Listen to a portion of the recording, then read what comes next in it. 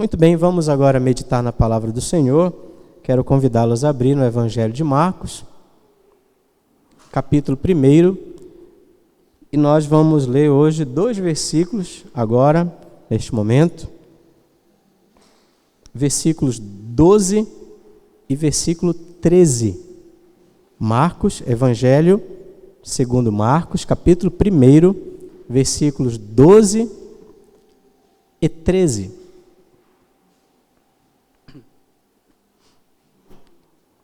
Capítulo 1, versículos 12 e 13.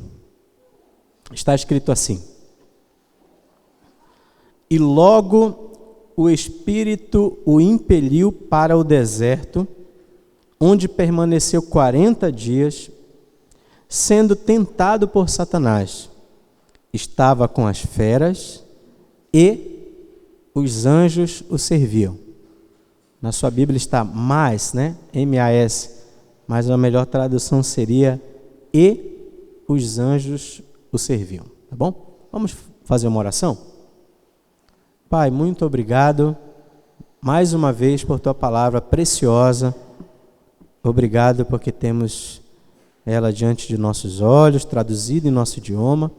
E agora pedimos que o Senhor nos ilumine a mente para que possamos contemplar as maravilhas do teu Evangelho. Em nome de Jesus. Amém.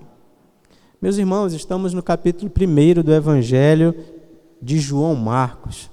E nós vimos no domingo anterior que Marcos começa falando que esse Evangelho é o Evangelho de Jesus Cristo e faz uma declaração muito interessante a respeito da pessoa desse Jesus Messias, desse Jesus Cristo. E ele, sem rodeios, diz que Jesus Cristo é o Filho de Deus. É o Filho de Deus. Então, o Evangelho, só é boa notícia mesmo, porque esse homem é também divino, é homem Deus, Deus de Deus, é o Filho de Deus, que foi enviado, que veio a este mundo para dar a vida dele, e fez isso para resgatar pecadores, para nos salvar dos nossos pecados, morrendo por nós, pagando a nossa dívida, e também ressuscitando ao terceiro dia para nos dar uma nova vida, uma verdadeira esperança. E ele então é o Filho de Deus que veio para salvar o povo dele, para derramar sangue para a nova aliança. Meus irmãos, e Marcos nos mostra no seu Evangelho, a partir do 2º versículo, que tudo isso aconteceu, e aconteceu não de maneira acidental, como se a história estivesse aí, as coisas acontecessem ao acaso, mas na verdade em conformidade com aquilo que Deus havia revelado na sua palavra. E ele mostra que, além disso, a palavra de Deus também havia anunciado que um precursor viria para preparar o caminho para o Messias, para o Filho de Deus. E nós vimos que esse precursor era João Batista, um homem com características interessantes, o modo como ele se vestia, como ele se alimentava, e também o lugar onde ele pregava, que era no deserto. E essa informação é bem legal, porque nós estamos vendo no texto que nós lemos que Jesus é impelido pelo Espírito para o deserto, né? Então, aquele homem pregava no deserto e a multidão afluía até ele para ouvir. E ouvir o quê? Dicas de bons relacionamentos, palavras motivacionais, palavras de autoajuda. Não. Nós vimos que o conteúdo da pregação era uma pregação desafiando pecadores ao arrependimento. E João Batista, como último profeta da antiga aliança, ministrava batismo de arrependimento. Mas não apenas esse era o conteúdo. O conteúdo da mensagem dele era um conteúdo também que exaltava a pessoa e a obra de Cristo Jesus, porque ele diz claramente que após ele viria aquele que é muito mais poderoso do que ele, do qual ele não era digno sequer de tocar, né, de desatar as correias das sandálias de Jesus Cristo. E ele então disse: olha, eu tenho batizado vocês com água, mas este que vem, que é muito mais poderoso do que eu, ele batizará vocês com o Espírito Santo. E aí, no domingo passado, nós vimos esse acontecimento magistral impressionante, onde Jesus Cristo aparece para ser batizado. Ele sai de Nazaré da Galileia para ser batizado por João Batista. E que coisa espetacular isso, né? Ele, que não era pecador, se submete a um batismo de arrependimento para a remissão de pecados. Ele não precisava disso. Para quê? Nós vimos, para se identificar logo no início do ministério dele, para se identificar com pecadores. Em outras palavras, é como se o Filho de Deus estivesse dizendo: eu estou aqui para receber sobre mim o castigo que é de vocês, o pecado de vocês, se fazer maldito, para que vocês possam ter perdão de seus pecados. E mais tarde Jesus estava sendo pendurado numa cruz e dando a vida para resgatar o seu povo. Mas o texto é muito impressionante, porque quando Jesus é batizado, as Escrituras dizem que os céus se rasgaram. Essa a pintura que Marcos faz aqui para a gente, né, a respeito do que aconteceu naquele dia, e o Espírito desceu como pomba sobre o Filho de Deus, e uma voz foi ouvida dos céus, e esta voz dizia: tu és o meu Filho amado, em ti me comprazo. O que nós temos em toda aquela cena? Nós temos a aprovação de Deus, dizendo: este Filho, e é a missão dele me dar prazer. O Messias está sendo aprovado diante dos olhos das pessoas. O Messias está sendo também ungido pelo Espírito Santo de Deus para capacitar para essa missão tão pesada. Mas de tudo isso, meus irmãos, nós vimos que tudo isso traria glória a Deus, ao Filho e ao Espírito Santo. E nós vimos que as profecias anunciavam isso, anunciavam que aquele que viria para apregoar a justiça para as nações, ele receberia o Espírito Santo sobre ele. Então esse texto está aqui para nos dizer que o Messias havia chegado, e João Batista estava vendo isso, estava maravilhado com isso, e João Marcos está relatando isso para nós. Por que essa introdução é importante? Porque vocês perceberam que o texto que nós lemos é um texto onde Jesus agora está enfrentando o diabo. Ele foi conduzido pelo Espírito Santo para o deserto para ser tentado por Satanás. Então, é como se João Marcos estivesse dizendo assim para a gente: após aquele momento triunfante, impressionante, quase que indescritível, foi descrito aqui, né? Mas começa a batalha, não tem tempo a perder. O Espírito ungiu o Messias, o Filho de Deus. O Deus Pai anunciou o amor dele, o gozo dele, a alegria dele de ver o seu filho e da missão que ele tinha. Mas não tem tempo mais para nada, porque uma batalha terrível precisa ser travada, não há tempo a perder. E o texto diz assim: e logo o Espírito o impeliu para o deserto. Ou seja, ele nos fala de quando aconteceu a tentação. Imediatamente após o batismo, Jesus já está batalhando contra o diabo. Não há tempo. Uma batalha precisa ser travada contra o arqui-inimigo do Senhor e contra o arqui-inimigo do povo de Deus, que é Satanás, o adversário do povo de Deus. A palavra Satanás, ela pode ser traduzida como adversário, tá? Então, é o adversário de Deus, o adversário do povo de Deus. E, meus irmãos, vocês perceberam que a palavra, que aqui o texto é bem interessante, é bem peculiar, porque diz assim, que o Espírito o impeliu, né? O Espírito desceu sobre ele, e imediatamente, logo após aquela cena do batismo, o Espírito estava pegando o Filho de Deus e levando para o deserto. Para quê? Para ser tentado, para enfrentar o demônio. Interessante isso. A palavra impelir é uma palavra muito forte no texto original. Em outros momentos, ela é traduzida no sentido de expulsar demônios. Mas por que o Espírito Santo então usa esta palavra para falar da força, da urgência, da necessidade de começar logo o ministério batalhando contra aquele maldito que tentou os nossos primeiros pais e que conseguiu confundi-los e que conseguiu fazê-los pecar e trazer um reino maldito e parasita neste mundo, agora afetado pelo pecado? E o Messias, aprovado por Deus e ungido pelo Espírito, agora está enfrentando o próprio diabo, o próprio Satanás, numa batalha impressionante. Esse texto está aqui para dizer que o valente está sendo amarrado, porque o Messias, o Filho de Deus, veio para amarrar o valente, para poder depois saquear a casa dele, resgatar as almas, salvá-las do poder do demônio, do poder do adversário de Deus, do adversário do povo de Deus. Então esse texto, João Marcos, ele é muito rápido na descrição dele. Mateus, se vocês olharem o capítulo 4 de Mateus, o evangelista leva um monte de versículos, 10, 11 versículos.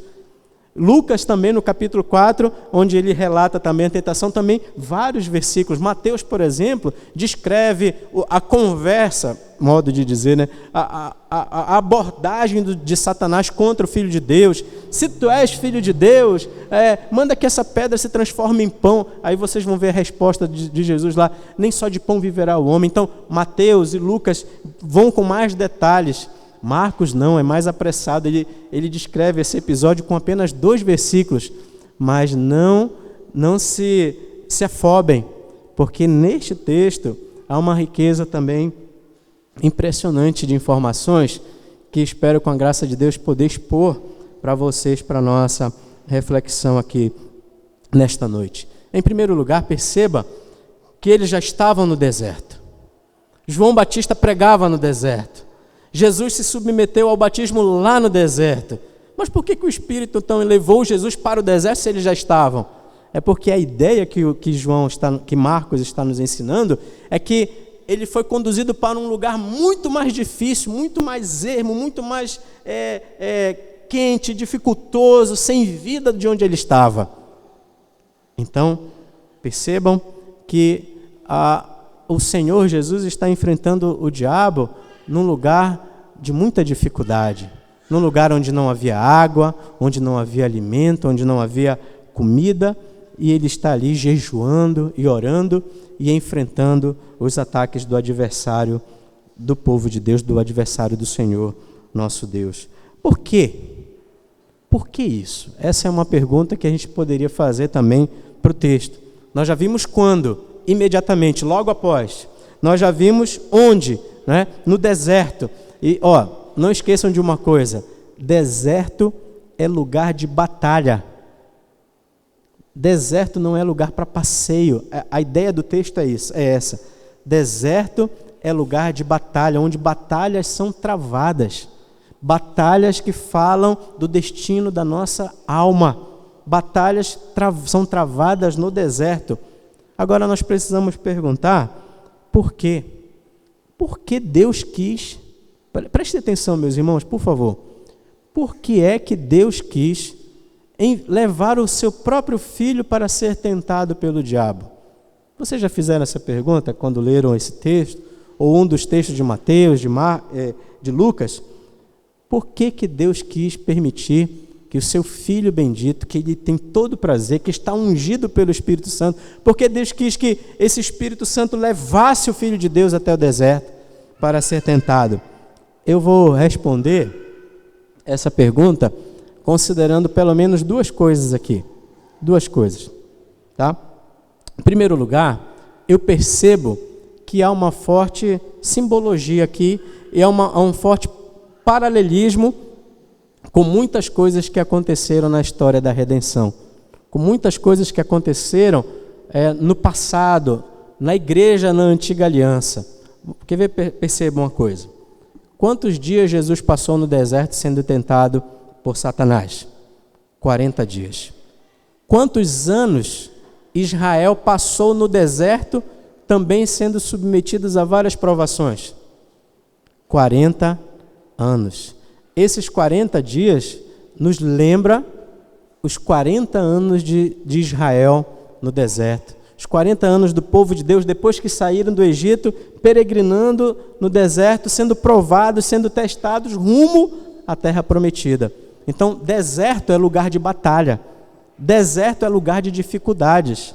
E é interessante que o Filho de Deus está ali 40 dias sendo tentado pelo adversário para que tentando fazer com que ele pecasse, tentando fazer com que ele fracassasse no seu ministério tão glorioso. Mas veja, irmãos, quando nós olhamos para Êxodo capítulo 4, não precisa você abrir agora, Êxodo capítulo 4, versículos 20 até o 23. Curiosamente, é o texto onde Moisés está falando com o faraó, né? E a ideia do texto é que a ordem do Senhor é que deixasse Israel ir para o deserto para adorar a Deus. E o texto bíblico diz que o Senhor falou assim: Israel é meu primogênito, Israel é meu filho, deixe o meu filho ir me servir, deixe o meu filho ir me adorar. A ordem era para que Faraó deixasse o povo sair do Egito para ir ao deserto adorar e servir. E é interessante que o Senhor chama Israel de filho dele, o meu primogênito, o meu filho. Então, quem estava peregrinando 40 anos no deserto? O Filho de Deus, Israel. Quem está sendo tentado 40 dias no deserto? O unigênito de Deus, o nosso Senhor Jesus Cristo. Então, há um paralelismo bem interessante entre essas histórias. Então, o que aconteceu com Israel nos 40 anos no deserto tipificava, anunciava o unigênito, o verdadeiro Filho de Deus, que é o Senhor Jesus Cristo, que também seria tentado 40 dias pelo próprio adversário do povo de Deus. E é interessante que o apóstolo Paulo, lá em 1 Coríntios capítulo 10, versículos 1 e 2, ele diz que quando o povo de Deus passou pelo mar, né, aquilo para o povo de Deus foi como se fosse um batismo. Então, saindo do Egito, rumo ao deserto, quando passa pelo mar, é como se estivesse sendo batizados. Eu quero ler com vocês esse texto, para que não fique dúvidas. Vamos lá, 1 Coríntios capítulo 10. Abra sua Bíblia, 1 Coríntios capítulo 10.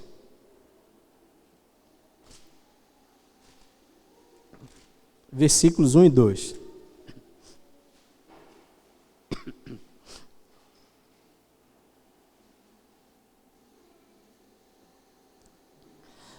Aos Coríntios capítulo 10, versículos 1 e 2, ele está escrito assim: Ora, irmãos, não quero que ignoreis que nossos pais estiveram todos sob a nuvem e todos passaram pelo mar, tendo sido todos batizados, assim na nuvem como no mar, com respeito a Moisés.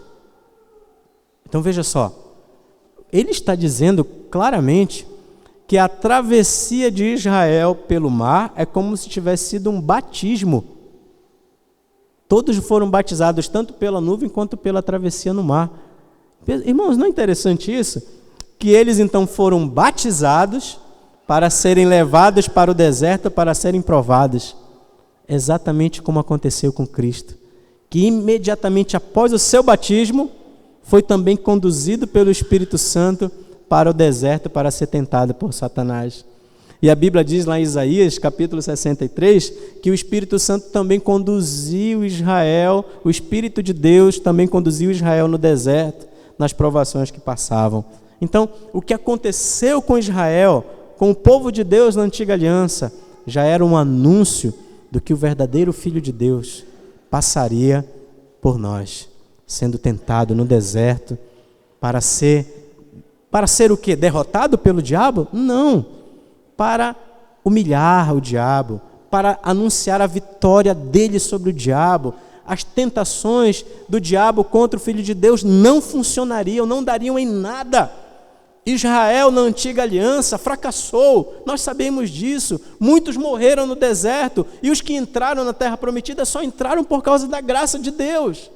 Israel não aguentou, murmurou contra o Senhor, fracassou nas provas, mas o Filho de Deus não.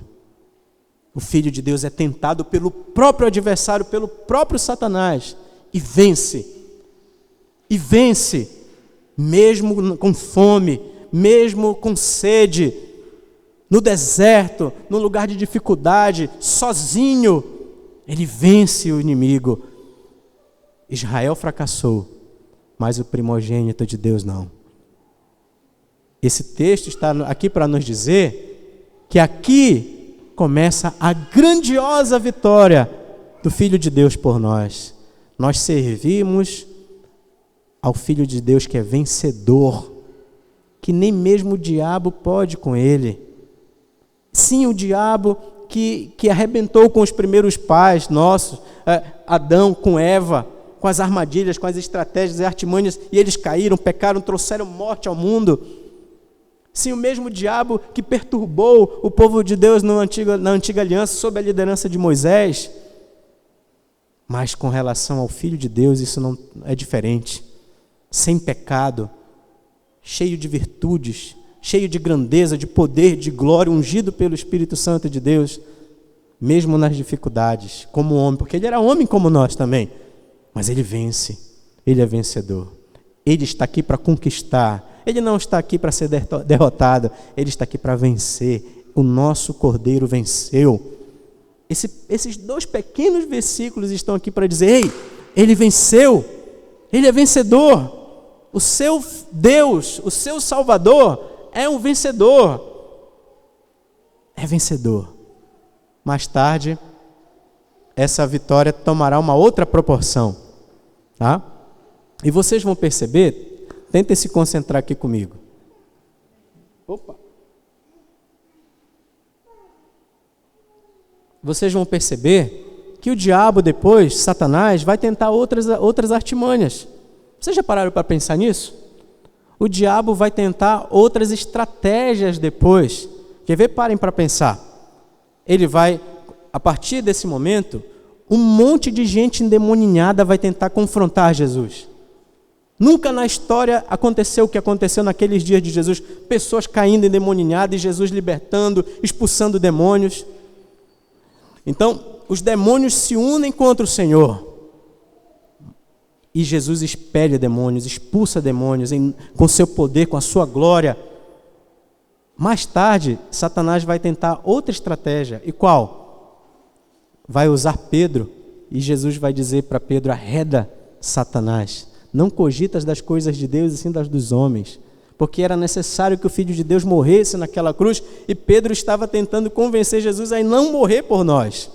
Não sofrer. Não ser o servo sofredor prometido nas Escrituras.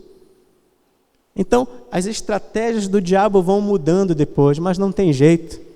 No final da história, quando Jesus morre naquela cruz, ele está destruindo as obras do diabo.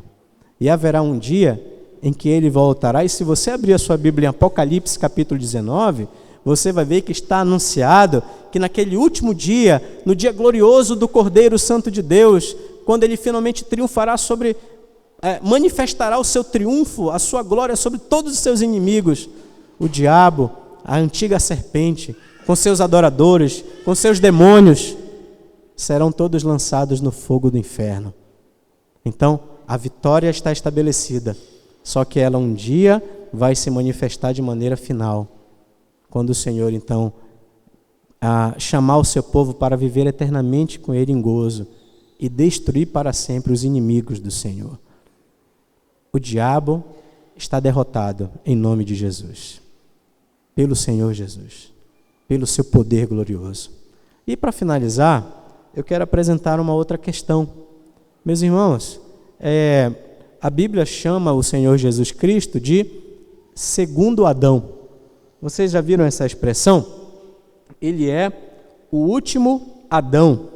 O primeiro Adão é aquele homem que Deus criou, marido de Eva. Mas o segundo Adão é o Senhor Jesus Cristo. O que a Bíblia quer nos ensinar com isso? Se você ler em 1 Coríntios capítulo 15, você vai encontrar essa expressão no versículo 45, que nos mostra que o primeiro Adão, por ter desobedecido a Deus, lá no jardim do Éden, trouxe morte e pecado ao mundo. Mas o segundo Adão trouxe vitória e trouxe transformações e vida espiritual. O que significa isso? Meus irmãos, o primeiro Adão, ele estava no paraíso, ele estava sendo provado para obedecer a Deus e depender do Senhor e viver para a glória de Deus para sempre. Mas aí o que acontece? Entra o diabo. O diabo tenta o primeiro Adão e ele peca e traz morte e maldição para o mundo. O segundo Adão, que é Cristo, não está no jardim, não está no paraíso, mas está no deserto. E ele também é tentado para desobedecer a Deus, para dar as costas para o seu pai. Mas o que acontece? O diabo é derrotado. E o segundo Adão, que é Cristo, vence. E o texto bíblico nos ensina que as feras estavam com ele e os anjos o serviam. Isso faz também a gente lembrar do primeiro Adão. Quando o primeiro Adão peca, e Deus então visita a serpente, anuncia que viria o Messias para destruir a serpente, para esmagar a cabeça dela, e Deus então expulsa Adão e Eva do jardim, põe anjos no jardim, protegendo o jardim. Então os anjos também aparecem no final da tentação do diabo, mas para garantir que os nossos pais não entrem mais no jardim. Mas no caso do Filho de Deus, que é o segundo Adão, depois da vitória dele sobre as tentações, os anjos estão ali servindo, porque ele foi vencedor, porque ele é vitorioso. E as feras também estavam lá, porque as profecias, como por exemplo Isaías capítulo 11, versículo 6, anunciam que um dia o lobo viverá com o cordeiro. Isaías capítulo 11, versículo 6 está escrito isso: o lobo viverá com o cordeiro. E esse texto está nos dizendo isso. O poder de Cristo é tão glorioso e a restauração dele é tão perfeita que naquele dia que o lobo viverá com o cordeiro, sem violência, sem destruição, está chegando. E é por isso que as feras estavam ali e os anjos estavam servindo o nosso Salvador. E por último, meus irmãos, e para encerrar, eu quero que vocês abram em Hebreus capítulo 2. Leiam comigo a partir do versículo 14. Visto, pois, que os filhos têm participação comum de carne e sangue, destes também ele igualmente participou, para que por sua morte destruísse aquele que tem o poder da morte, a saber, o diabo, e livrasse todos que, pelo pavor da morte, estavam sujeitos à escravidão por toda a vida. Pois ele, evidentemente, não socorre anjos, mas socorre a descendência de Abraão. Leiam comigo agora. Por isso mesmo, convinha que em todas as coisas se tornasse semelhante aos irmãos, para ser misericordioso e fiel sumo sacerdote nas coisas referentes a Deus, e para fazer propiciação pelos pecados do povo, pois naquilo que ele mesmo sofreu, tendo sido tentado, é poderoso para socorrer os que são tentados. O primeiro propósito é dizer: aquele Israel fracassou, mas esse Israel é vitorioso no deserto. Aquele Adão fracassou, mas o segundo Adão é vitorioso contra as tentações do diabo. Mas também tem um propósito experimental para nós. Ele se submeteu à tentação do diabo para que pudesse hoje amparar você quando o diabo tenta você. Ele se submeteu ao deserto para que pudesse agora, porque ele também sofreu, ele também foi tentado, para que pudesse agora poderosamente socorrer vocês que são tentados no deserto que nós estamos. Porque a nossa jornada aqui é uma jornada no deserto, no mundo caído. Estamos no deserto, e deserto é lugar de batalhas. E vocês travam batalhas, eu sei que travam. Vocês travam batalhas. E o diabo está ao derredor, e o diabo lança suas armadilhas, suas ciladas e tentações. E muitas vezes a gente agoniza, a gente tropeça, inclusive, a gente enfrenta tentações, desejos errados. E a gente precisa lembrar que o Filho de Deus se submeteu a isso, se humilhou, para poder ter compaixão de nós. Para poder ter compaixão de nós nas nossas fraquezas e nas nossas tentações. Eu acho isso maravilhoso, espantoso, eu me espanto com isso. Mas ele se submeteu ao deserto e ele se submeteu a tentações do diabo imundo para que pudesse ter compaixão de nós. Agora você não pode dizer que Jesus não sabe o que é ser tentado, porque ele sabe, mas sem pecado. E ele fez isso para ter compaixão de nós, para nos socorrer nas nossas tentações, nas armadilhas que o diabo também nos traz. Vá para o capítulo 4 agora, você está no segundo capítulo, vá para o capítulo 4. Fica mais claro ainda os versículos 14 a 16. Capítulo 4, do versículo 14 ao versículo 16.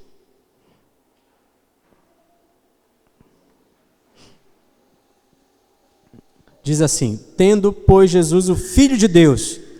O Filho de Deus não é essa expressão que João Marcos usa? O Filho de Deus. Tendo, pois, Jesus, o Filho de Deus, como grande sumo sacerdote que penetrou os céus, conservemos firmes a nossa confissão, porque não temos sumo sacerdote que não possa se compadecer, não possa compadecer-se das nossas fraquezas. Antes foi ele tentado em todas as coisas, à nossa semelhança, mas sem pecado. Acheguemo-nos, portanto, confiadamente junto ao trono da graça, a fim de recebermos misericórdia e acharmos graça para socorro em ocasião oportuna. Que maravilha isso! O Filho de Deus se submeteu à tentação para que agora possa me socorrer nas minhas, que eu sou fraco, preciso dele, e agora eu posso ir ao trono dele pela graça de Deus e dizer: Senhor, por favor, me socorre, isso está forte, isso me fere, isso me ameaça, isso tenta me desviar dos teus caminhos, isso tenta destruir a minha família, isso tenta destruir a minha pessoa, a minha identidade. Me ajuda contra esses sentimentos, me ajuda contra esses desejos, me ajuda contra as ciladas do diabo, me ajuda, me socorre. E você pode falar isso e saber que o seu Deus, o Filho de Deus, não é indiferente, porque Ele mesmo quis se submeter a isso para poder socorrer você nas suas lutas, nas lutas que você passa aqui nesse deserto difícil. Isso é espantoso, mas essa foi a vontade de Deus, em permitir que o Filho de Deus passasse por isso. E o Espírito o impeliu para lá. Tudo era obra do Pai, do Filho e do Espírito Santo, para anunciar que o vitorioso Filho de Deus estava presente. O valente estava sendo amarrado, sendo destruído pela morte do Filho de Deus mais tarde e retirado o poder dele sobre as pessoas, sobre a morte.